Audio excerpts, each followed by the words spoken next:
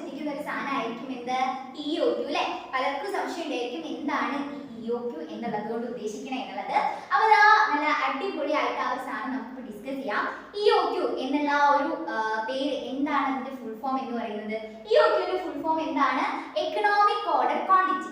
Economic order quantity എന്നുള്ളതാണ് EOQന്റെ full form ആയിട്ട് വരിക.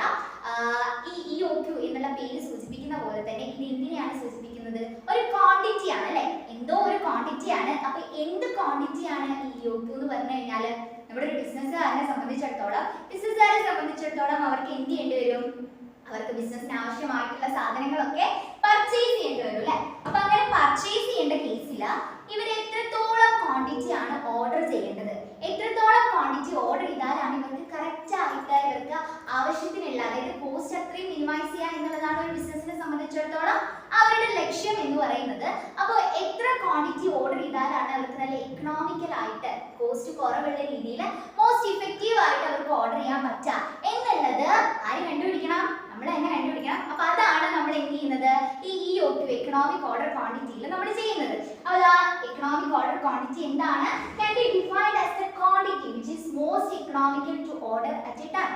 ഒരു സമയം നമുക്ക് ഓർഡർ ചെയ്യാൻ പറ്റിയിട്ടുള്ള ഏറ്റവും എക്കണോമിക്കൽ ആയിട്ടുള്ള ഒരു ക്വാണ്ടിറ്റിയാണ്. അതായത് എത്ര എണ്ണം ഓർഡർ ചെയ്യണം എന്നുള്ള ആ ഒരു ക്വാണ്ടിറ്റിയാണ് നമ്മൾ എന്ത് പറയുന്നത്? എക്കണോമിക് ഓർഡർ ക്വാണ്ടിറ്റി എന്ന് പറയുന്നത്.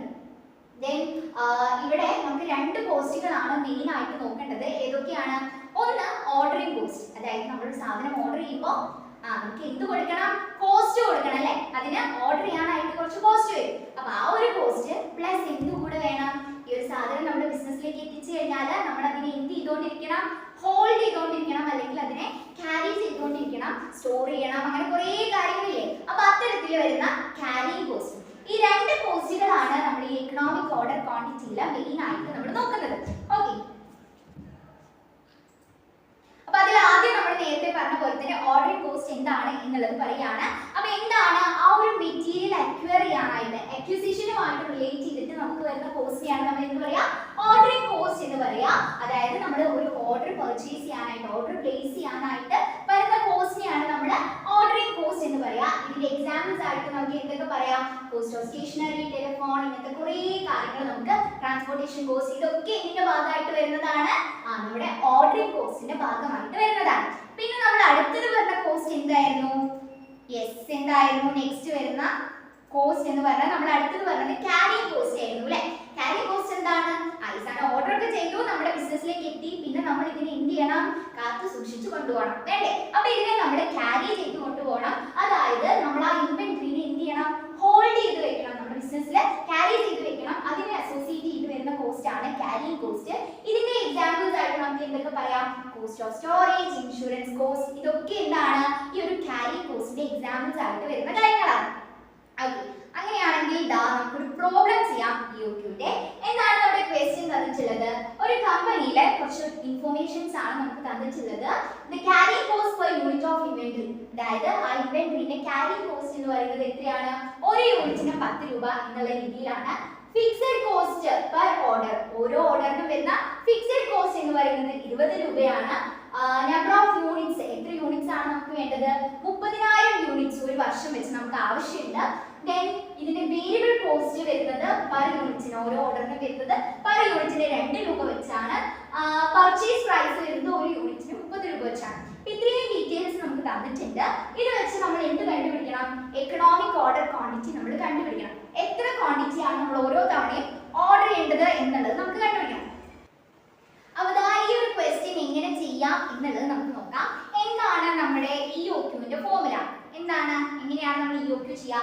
EOQ ചെയ്യാനായിട്ടുള്ള ഇക്വേഷൻ വരുന്നത് സ്ക്വയർ റൂട്ട് ഓഫ് 2CO/I എന്നുള്ളതാണ്. അപ്പൊ എന്താണ് ഈ COI എന്നുള്ളത് കൊണ്ട് ഉദ്ദേശിക്കുന്നത്?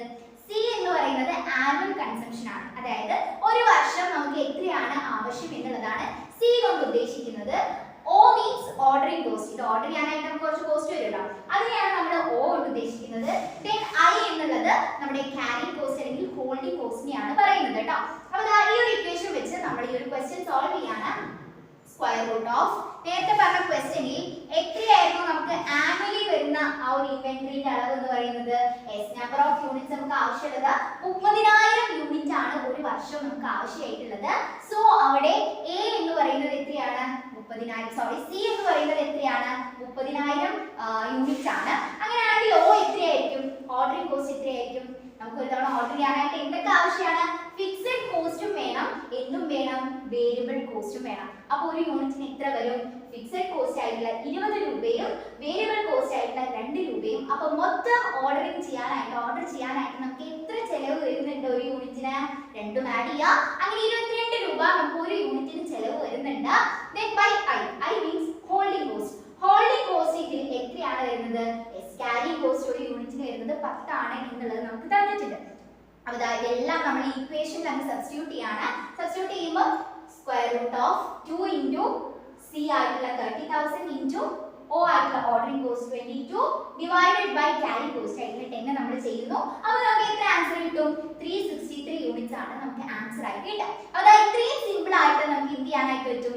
EOQ ചെയ്യാനായിട്ട് പറ്റും. നിങ്ങളുടെ എക്സാംസിനൊക്കെ വരുന്ന വൺ ഓഫ് ദി ഷുവർ ആയിട്ടുള്ള ക്വസ്റ്റ്യൻ ആണ് EOQ കണ്ടുപിടിക്കുക എന്നുള്ളത്. അപ്പോൾ എല്ലാവരും നല്ല അടിപൊളിയായിട്ട് പഠിക്കാം കേട്ടോ.